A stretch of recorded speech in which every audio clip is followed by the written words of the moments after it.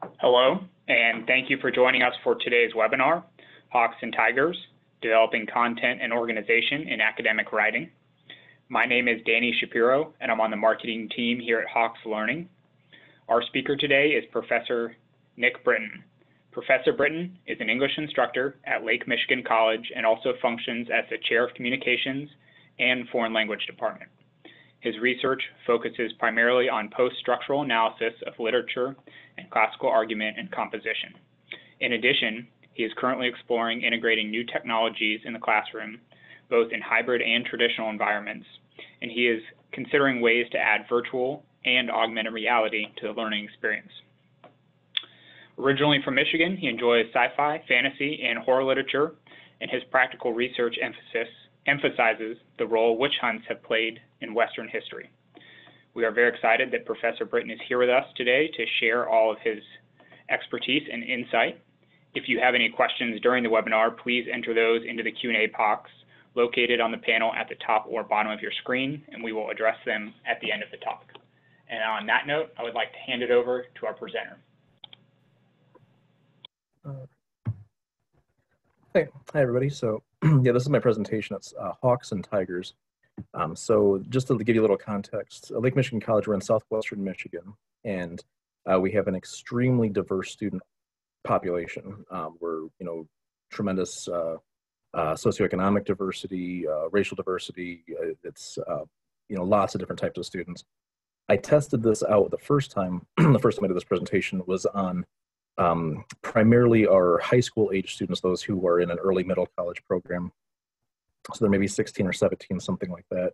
But they are, go check here. We have they tend to be a little bit younger, but at the same time, they're very focused. So I would assume that we get different results with different classes, however. So I left this presentation intentionally kind of open-ended and vague so that you can translate it to different sections or different different ways of approaching it for your environments. So first off, to get started, it would probably take at least a week, definitely more than one class session to pull this off. This is going to be kind of a longer activity. This isn't something you just do in half an hour or anything like that. It's going to take a little bit of time. And it links to the specific outcome here that we have at LMC. That is the ability to demonstrate the ability to organize and structure academic essays. So the students will need access to Hawks, and I find a learning management system is really useful here too, but that may not be required. So we use Canvas at Lake Michigan College. I like that one quite a bit. We used to use Blackboard. Other ones are available, and you don't have to have that, but it is useful to sort of help share what people come up with during the course of the activity. So get started here. Taking flight here, before class begins, the students should have had gone through chapter 1 of the Hawks composition courseware.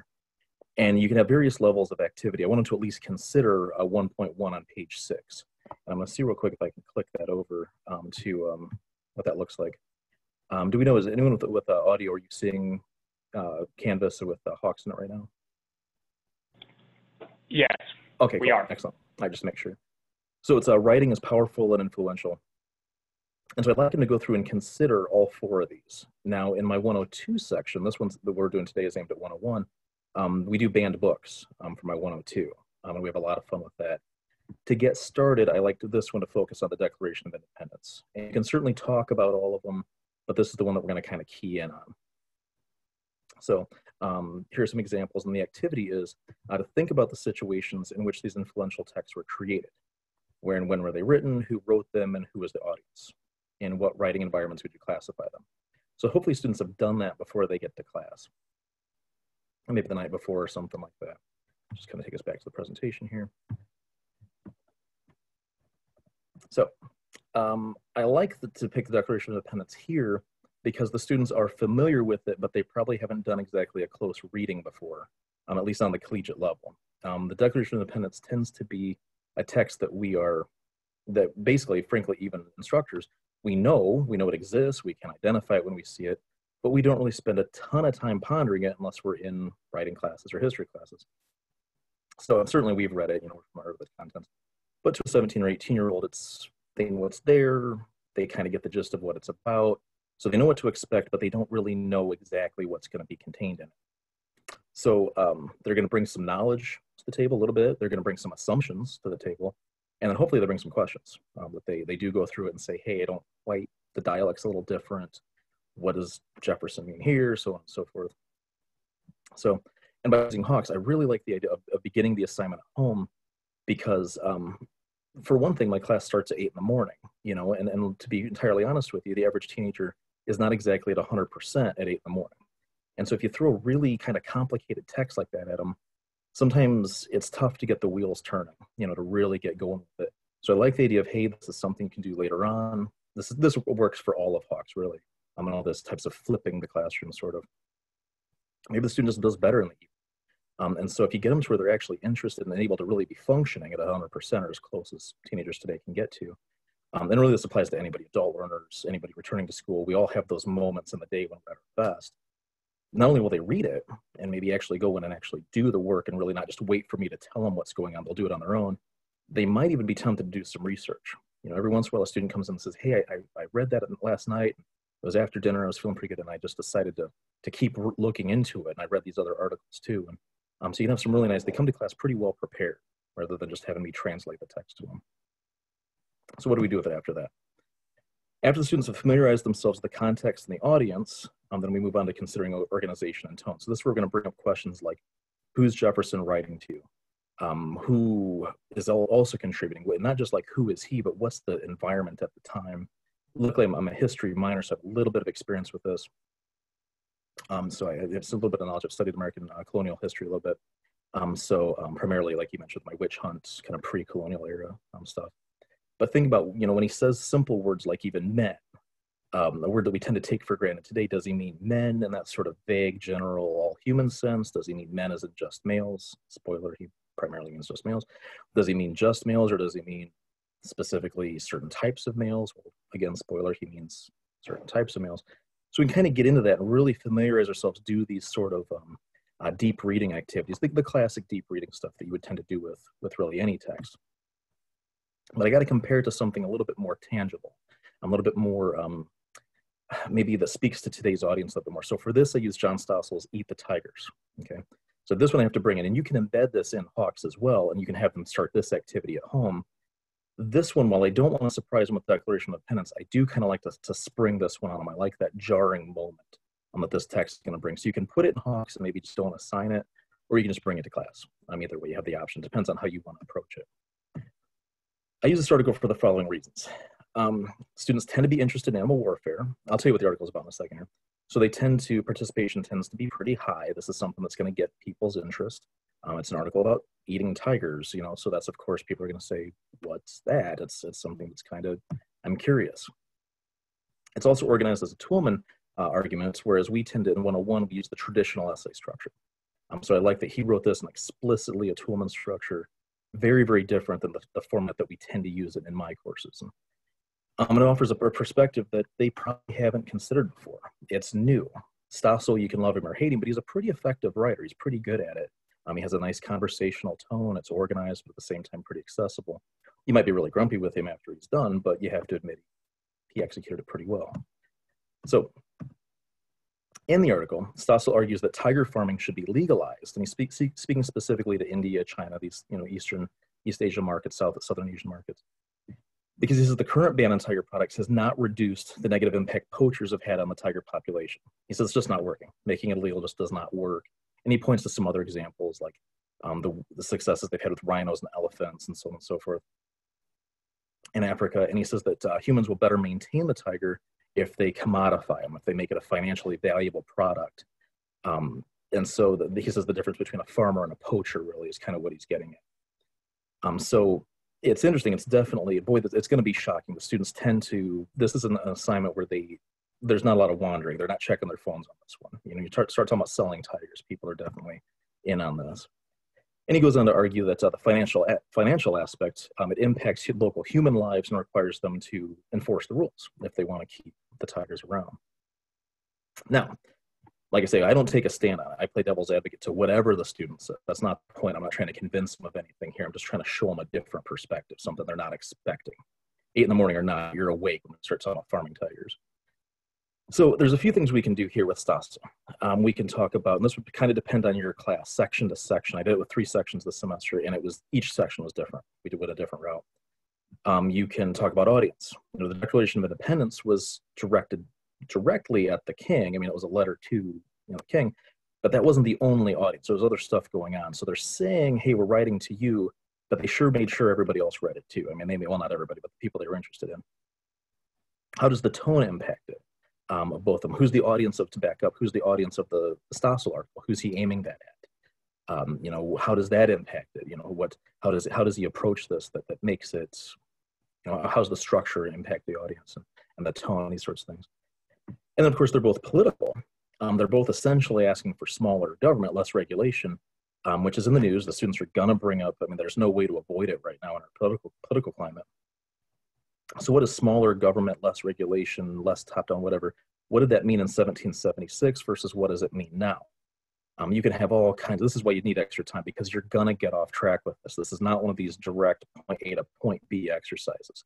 This is one where you're going to have to kind of come back every once in a while and say, wait, this is the topic we're really on. I like to do it early in the semester because it gets the students talking and it kind of sets the tone for the whole semester. So you do this in like the first 2 or 3 weeks.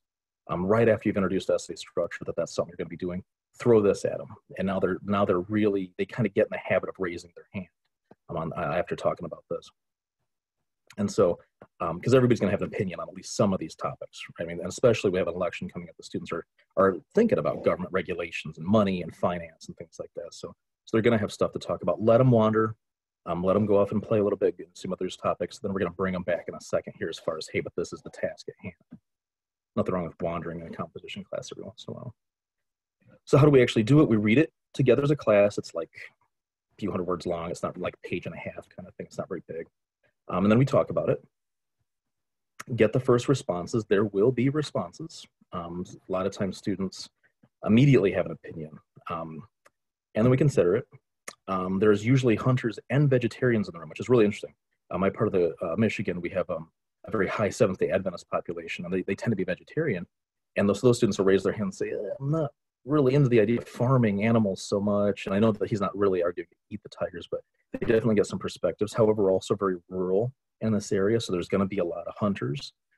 It's always really interesting how many, as time's gone on, we see more and more female hunters. That brings up some nice conversations there. The way the women approach hunting now, conversations get really interesting. Again, let them wander, but don't too far. Wander for 5-10 minutes, then we got to get on task here. So after reviewing it, after discussing it, I asked the students to download it, get a hold of it. Like I say, it could be in Hawks, could be, I tend to not hand out paper. I just don't really like to waste it. So, that's where Canvas comes in, or Hawks, depending on how you want to approach this. And what I want him to do now is his essay, Eat the Tigers, that's organized in a Toolman structure. And I asked him, what would you do if you rewrote it as a traditional essay format?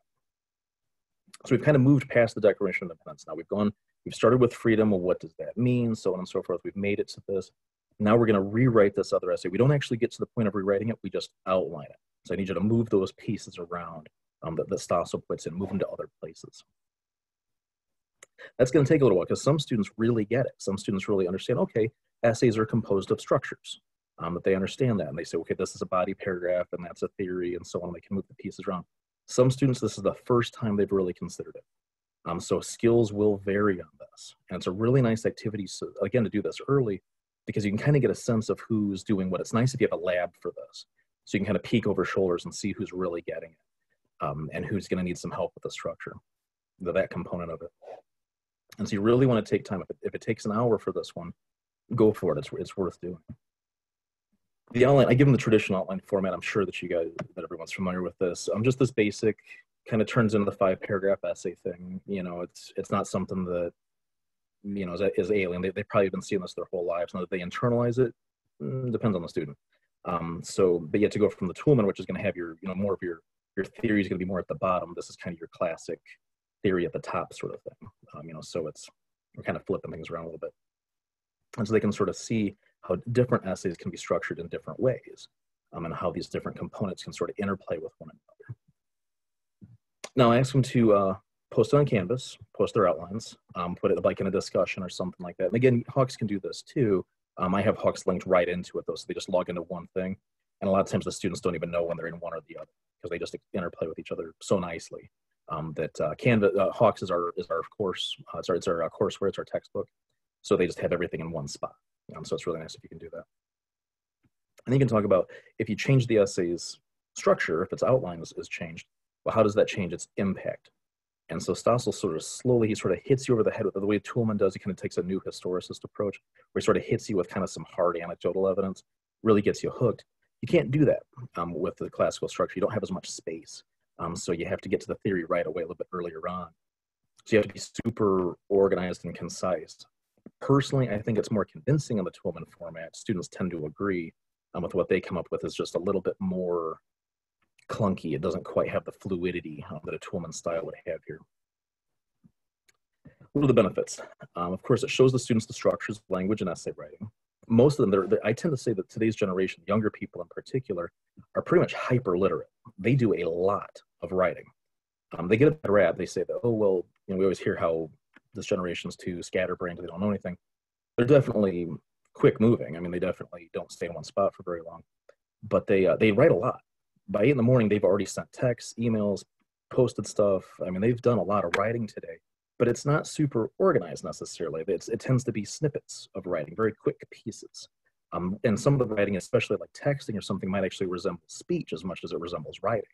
It's just you can just see it as all. But the rules of texting are different than, say, the rules of essay writing, of course. So what we want to see is a longer piece. How is it organized?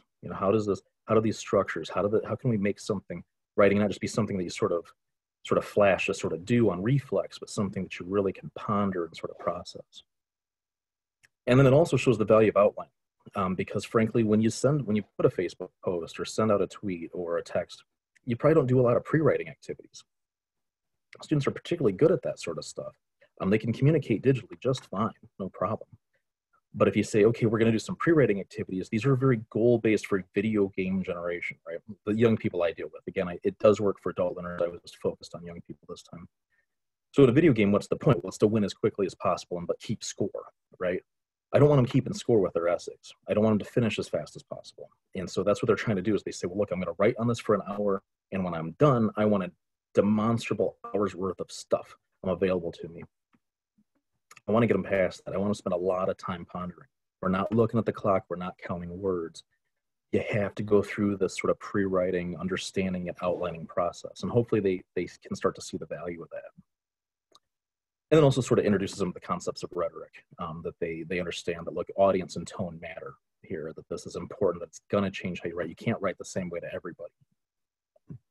So finally, college level writing is really tricky, like I say, because of the constant writing that they do all day. They're also, interestingly enough, not comfortable having their writing evaluated, which I find really peculiar because they are posting constantly public knowledge stuff. But it's interesting that students who I'll walk up behind them on the computer that we work in a lab a lot of times, and they'll cover up their computer when I walk by, and I'll tell them, why? You're going to submit this to me anyways. I'm going to read it. And they laugh and say, but I don't want you reading it. It makes me uncomfortable. Well, you have to get used to it. You have to put yourself out there. You have to make a comment about this. This is a discussion. We're going to talk about it. We're going to put our writing. You got to do it. You just got to get used to it, which can be tough. And I know for some students, there maybe even could be psychological issues. So we can sort of let some of the leaders, some of the people who are more out there can sort of take the lead. But hopefully we can nudge some of the quieter, shyer students out there a little bit too. And so what I like with Hawks is that it puts them at home. They start the process at home. We don't start it in class. So they can be nice and comfortable. They'll get comfortable doing the sort of relax, hopefully build up some ideas, maybe some things they're excited about mentioning the next day. So I like the idea that they say, hey, cool, I figured this out. I want to show off that I've done some of this research and I know what I'm doing now. Ultimately, while we post it, it's not turned in for, the Hawks activity is not turned in for a grade. It's just something, it's going to show me that you did it. I'm probably not going to read it word for word. I just need to know that you were doing some stuff. Just get comfortable typing or writing or however you came up with it, putting some words on the page. Just get comfortable with writing in a class. So, with the Eat the Tigers essay, they're moving to something that's so far beyond the familiar. They're not expecting it. And so I think they're willing to take a few more chances. If you hit them with something that they're really confident in and really know a lot about, they're not going to want to stray from the norm. All right, they're going to want to fit in and say what everybody else thinks. nobody knows what to say after Eat the Tigers is over because it's well done. So some students are going to say, yeah, I agree. Other students are going to say, that's abhorrent. I can't possibly imagine that. So they have to take a chance. They don't know how to fit in with a text like that. With the Declaration of Independence, there's usually two sides. The students who say it's the greatest piece of writing ever, written by brilliant men. And there's going to be the students who say, no, it's a lie. It was written by slaveholders. Usually you can kind of tell pretty quickly how to fit in, with that one. With Eat the Tigers, all bets are off. They don't know what to do. So you start them with something safe and then immediately throw them in the deep end and see what happens. You can't really go wrong when something's so alien because nobody knows what to expect. So once you get them really going and kind of excited and willing to sort of take that leap, now you can start taking that energy and say, okay, now what? Let's outline. Let's do some of that more clunky, that more nuts and bolts type stuff. The outlining, how can that change? It's not as exciting as talking about stopping tiger poachers, but it's something that we're awake now. We can really, they sort of stretched out their brain muscles a little bit because outlining and reflection is something students don't tend to like to do unless you can get them excited about it somehow. And so that, of course, helps them contribute to the completion of this, right? That they contribute to that, where they do demonstrate the ability to organize and structure academic essays, which when they first see that's what we're going to do, they think, ugh, how boring is that going to be? And it's like, no, wait. We're going to talk about freedom and poaching and tigers and hawks and all this sort of stuff. And they say, well, maybe it was a little bit more exciting than I expected. So I kind of rushed through that. I want to save some time for questions and stuff like that. Does anybody have any? I'm kind of working to the Q&A section now, so. All right, thank you so much, Professor Brittin. Again, to our audience, you can enter questions into the chat box, into the question and answer panel. You can find those at the top or bottom of your screen. There should be a little link to get to them. Professor Brittin, I wanted to ask you, do you do these types of assignments where you have that flipped classroom structure throughout the entire course of your semester?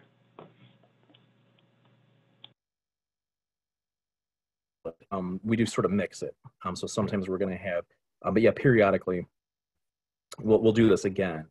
Especially like in 102, we do banned books. So that from that same exact activity with that same page, we just do it with banned books this time because that brings up a whole interesting ball of wax. But yeah, we'll have activities where we'll, Hawks has numerous ones where you have them start at home, do it there, and then we come back and talk about it. Or vice versa. Sometimes we begin it in class, go over, they can even do the homework in class and then go home and start, writing, watch the lectures. I might put up like a lecture about how to structure, how to do a pre-writing activity. Hit them with both models. Sometimes we do the pre-writing activities in class. Sometimes we just do it through a video at home. And that way they can sort of, the student who wants me there for questions, wants that comfort of having an instructor in the room, that's possible. Or the students who say, look, I just want to be left alone. I just want to go to my room and do this. Then they have that option too. So it's nice to have a big benefit, a couple different ways of approaching it. And that way the students who maybe are better at home can maybe be there for answering questions when we're in class. Maybe they can take the lead. Or the students who maybe don't want to be as involved with that sort of thing, then they have the options to sort of maybe tuck away sometimes too. Hope that answered the question there. Yeah, interesting. Thank you. And do you do this type of activity where you're bringing in additional materials from outside? It sounds like it, but do you do that throughout the whole semester as well? Yeah, periodically we do. And sometimes I have the students find text to bring into class too. So I'll say, okay, and I want you to go out. Right now we're doing an assignment. How would you improve the education system? And it's interesting, a lot of them say, well, we'd have more stuff like Hawks, because like this is kind of a low income area. And so the students have really old textbooks. And what's neat about Hawks is that they can say, look, I get this better. I like having these activities, these textbooks that were written in the 70s to a different audience, frankly, with a different mindset back then of like what can you get out of a 30-page chapter in a 30-year-old book about essay composition. Today's students aren't going to get much out of it. I think they like the faster pace of the way that Hawks works, so they can say, okay, look, I basically get that. I'm going to kind of go a little bit quickly through this. Okay, cool, here's an activity. I'm going to stop. Spend a little more time with this. It allows for a little bit better pacing with the book, and I love books. Don't get me wrong, I'm an English instructor, lit instructor, love them, total bibliophile. But the book is a little bit more static. The book sort of requires you to sort of, which is important to do sometimes, to slow down and do the book. You can sometimes lose the higher skilled students because the students were really good at this and maybe could go a little bit farther, a little bit faster with it. With the book, they're sort of stuck because it's, okay, I'm on page 16 of 30. So yeah, I'll have them do this and then go find what would you do with the improve the education system? Do the Hawk stuff at home and then bring in, they'll say, yeah, I found an article that says that digital education is valuable. Some of the stuff that MIT is doing, where they're allowing so much of their stuff to be online, what we're calling blended classes now that are both face-to-face and digital. And they want to do more of that even as young as, some of them say, hey, I could have done this in elementary school. This could have been really useful back then. So. And we have a question from Candy, who says, do you introduce two pieces of writing simultaneously? If so, how do you integrate them? Are the articles connected in any way? I typically like to have some sort of connection. Now that connection might be loose, the way the Declaration of Independence and Eat the Tigers are connected, where there's just sort of that, like, what's the role of government sort of connection in their individual freedom. I think that students like that right now. Sometimes it's more explicit. So I might bring in, today's sex ed came up, because like I say, we're talking about education. So bring in like something from, say, townhall.com, which is a bit more conservative website, arguing that no, we don't need as much sex ed, or we shouldn't introduce it as early. And then say something from Huffington Post that says, look, this is a little bit more of a, maybe a counter argument to it. And I always tell students, read whichever one you're inclined to disagree with. So if you say, oh man, that person sounds like he makes a great point, that person sounds like he's wrong or she's wrong, pick the one you think sounds incorrect, and start there. Because I think I came up today with the smartest person in the world, if you could measure such things, let's say we could, knows what, like 0.001% of the available knowledge, if that. So definitely be open to somebody else having a different perspective. So I do like to bring in those point counterpoint type things, where and then you can even bring up the audience. Well, why would somebody think this versus why would somebody think that? What is about the reader themselves or the author that maybe inclines people to naturally gravitate towards a particular perspective or political allegiance? See how often they are connected in some fashion. And just one other question from Candy is asking, with two pieces of writing, do you ever introduce different writing styles at the same time, a more traditional approach and then a Tulum approach at the same time? Yeah, sort of like what we did here. I don't have a classical or a traditional piece on this particular one. I could bring in student examples for that. Another one, I don't know if this directly answers your question, but sometimes we can do, when I was teaching in the IU system, they tend to have a text that's going to be very term heavy. So it's going to have a lot of your key terms or terminology, the ways of categories of thinking of things. And so a really good one, if you haven't read, is What We Are to Advertisers. And so it lists like all these different things. Students tend to like this, of different categories that advertisers put the audience in, so they can find those definitions. And then you find an example essay that's going to be an example of how this would actually play out, really looking in like real world, maybe even if it's just anecdotal evidence. So you can put the terms against the examples. So you have to use the terms to describe a different situation. As far as, I think I lost track of the question on that one, but as far as, I tend to do that, I wonder sometimes too much, but yeah, we do sometimes discuss. I do like to bring up that, hey, this is a Toolman piece. We don't really write Toolman until 102, but I like to let them know that, hey, this is something that's coming. That this is something that we can organize this in different ways, especially talking about when it gets to audience and tone, because I think audience is really, we're not always writing to the same person, right? So I think the structure has a lot to do with the way it's organized is going to be somebody's response to how it's going to really impact its effectiveness. Okay, thank you.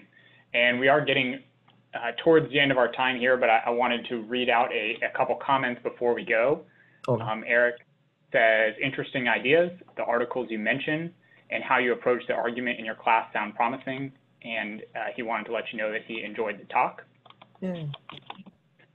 And John also said, great ideas for assignments to show the importance of tone and audience in the later structure of the essay.